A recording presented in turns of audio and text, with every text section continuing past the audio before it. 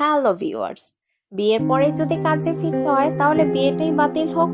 তৃতীয় বিবাহ বার্ষিকীতে জঙ্গলে একান্তে সময় কাটালেন ক্যাটরিনা কাইফ ও ভিকি কৌশল দম্পতি। 48 ঘন্টা রাজস্থানে জঙ্গল সাফারি থেকে শুরু করে বিচিত্র ছবি ভাইরাল সামাজিক মাধ্যমে। একসঙ্গে 3 বছর কাটিয়ে ফেললেন চর্চিত এই দম্পতি।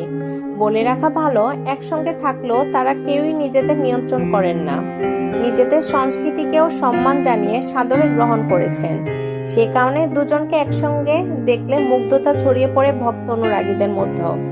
তবে বিয়ের সিদ্ধান্ত থেকে নাকি একবার পিছিয়ে গিয়েছিলেন ক্যাটরিনা, তবে অবশ্য সেটি মজা করেই। সংবাদ মাধ্যমকে দেওয়া সাক্ষাৎকারে সেই গল্পের ঝাঁপি খুলেছিলেন ভিকি কৌশল। বিয়ের আগে একটি সিনেমার শুটিং করছিলেন তিনি। বিয়ের অনুষ্ঠান শেষ হয়ে যাওয়ার 2 দিন পরেই শুটিংয়ে ফিরবেন বলে ভাবছিলেন অভিনেতা।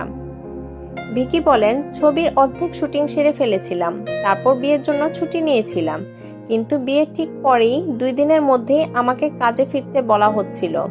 এ কথা শুনেই নাকি খুব রেগে গিয়েছিলেন অভিনেত্রী স্ত্রী ক্যাটরিনা।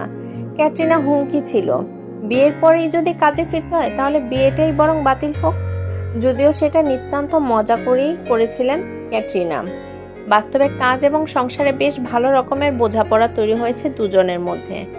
বিভিন্ন সাক্ষাৎকারে ক্যাটরিনা বলেছিলেন, তিনি নাকি বেশ উদ্বিগ্ন থাকেন, দুশ্চিন্তা আর অল্পতেই ঘাবড়ে যান, এক কথায় নিজেকে প্যানিক বাটন বলে মন্তব্য করেন।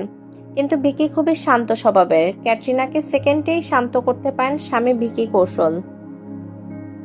বর্তমানে লাভ অ্যান্ড ওয়ার নিয়ে ব্যস্ত আছেন ভিকি। শেষবার মেরি ক্রিসমাস ছবিতে দেখা গিয়েছিল ভিকি পত্নীকে।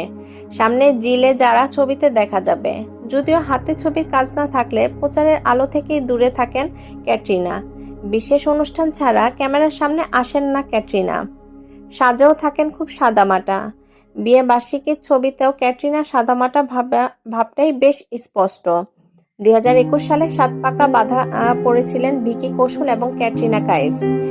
দীর্ঘদিন লুকিয়ে প্রেম করার পর অবশেষে 4 হাত এক হয়েছিল তাদের। ধন্যবাদ। যদি আমার ভিডিওটি আপনাদের ভালো লেগে থাকে তাহলে অবশ্যই একটা লাইক, কমেন্ট এবং শেয়ার করে পাশে থাকবেন। আর হ্যাঁ, আমার চ্যানেলটি সাবস্ক্রাইব এবং বেল বাটনে চাপ দিতে অবশ্যই ভুলবেন না। ধন্যবাদ।